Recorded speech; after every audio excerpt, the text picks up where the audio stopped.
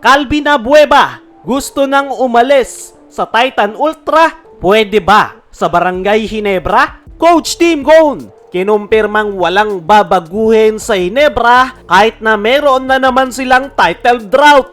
Kinapos na naman nga ang Barangay Ginebra matapos na naman silang padapain ng kanilang sister team na San Miguel Beermen sa semifinals. At ayon nga sa article ng Fast Break na sa isang text message ay nabanggit ni Coach Tim na hindi raw nila babaguhin yung kanilang lineup except sa addition ni Justin Brownlee at Isaac Go. Ayon dyan mga chong, dalawa yung nasagot sa katanungan ng mga Barangay Ginebra fans. Una ay si Justin Brownlee pa rin, yung import ng Barangay Ginebra next conference kahit pa walang height limit, at si Isaac Go naman yung big man na madadagdag sa kanilang lineup. Sa ngayon ay mayroon ng 3-year title drought ang Barangay Ginebra.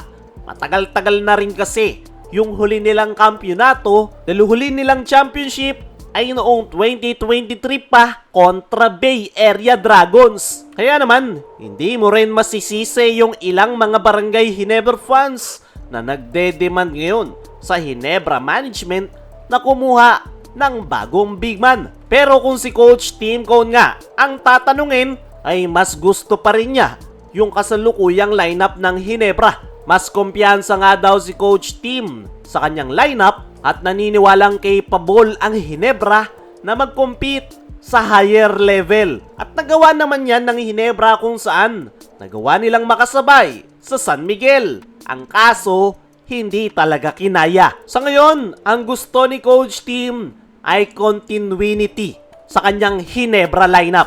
Yan nga raw yung kanilang priority dahil mas importante nga raw kay Coach Tim Cone yung kanilang familiarity sa isa't isa. Kaya naman, magre-rely ang Barangay Ginebra sa kanilang chemistry at stability sa paparting na import-laden conference kung saan mga naglalakihang mga imports ang expected na kanilang makakaharap. Para sa akin mga chong, tama naman si Coach Tim. Importante yung solid team chemistry ng kanilang kupunan. Pero nakita naman natin yung kanilang performance sa semis.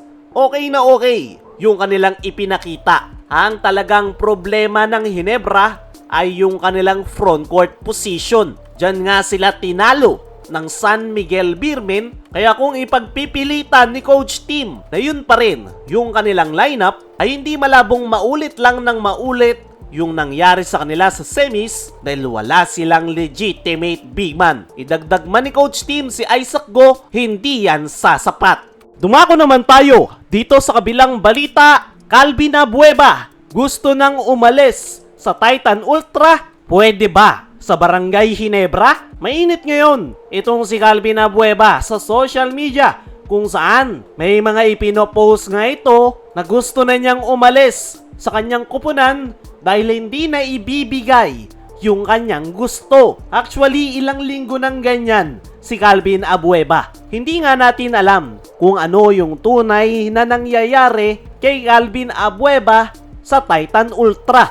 Pero isa lang ang malinaw, hindi masaya si Calvin Abueva sa kanyang kasalukuyang kupunan. Kaya naman, marami ang nagsasabi na dapat nang umalis si Abueva at lumipat na lang ng ibang kupunan. May ilan pa na nagsasabi na pwede ito sa Barangay Ginebra. Ang tanong, pwede nga ba talaga si Calvin Abueva? Ang sagot ay oo.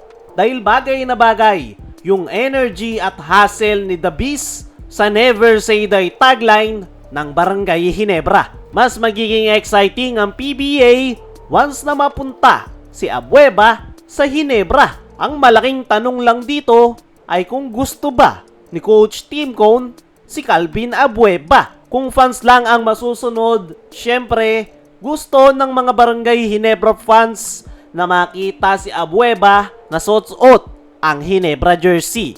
Isa pa, pangarap din ni Calvin Abueva na makapaglaro sa Ginebra. Pero in reality, maraming dapat i-consider ang Hinebra. Unang-una ay mas kailangan nila ng big man na maaasahan sa loob. Pero who knows, malay nyo naman, kunin ng Hinebra itong si Calvin Abueva sa Titan Ultra. Kaya mga chong, ano ang masasabi nyo? Na gusto nang umalis ni Abueva sa Titan? Ano rin yung masasabi nyo na kinumpirma ni Coach Team na walang babaguhin sa kanyang lineup?